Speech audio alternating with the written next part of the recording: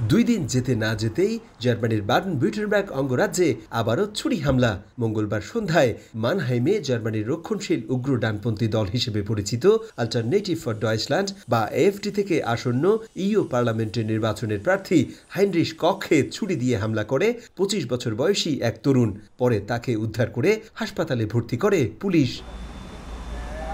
এ ঘটনায় জড়িত সন্দেহে একজনকে আটক করেছে নিরাপত্তা বাহিনী। পুলিশ জানায়, হামলাকারী প্রথমে এএফডি রাজনৈতিক দলের ওই প্রার্থীর লাগানো বেশ কয়েকটা পোস্টার ছিঁড়ে ফেলে। এ সময় হামলাকারীকে হাতে নাতে ধরে ফেলে প্রার্থী নিজেই। এ সময় নিজেকে ছাড়িয়ে নিতে ছুরি দিয়ে এলোপাতাড়ি হামলা চালায়।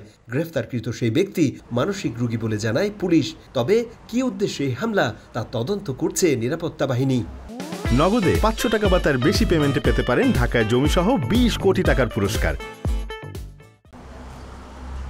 এদিকে হামলায় আহত হাইনরিশ কখের অবস্থা আশঙ্কাজনক নয় বলে জানিয়েছে চিকিৎসক। এর ৫ দিন আগে মানহাইমের মার্কেট প্লেসে ছুরি হামলার ঘটনায় নিরাপত্তা বাহিনীর এক সদস্য নিহত হন। আহত হন বেশ কয়েকজন। ওই ঘটনার রেশ কাটতে না কাটতেই আবারও ছুরি হামলার ঘটনা ঘটল।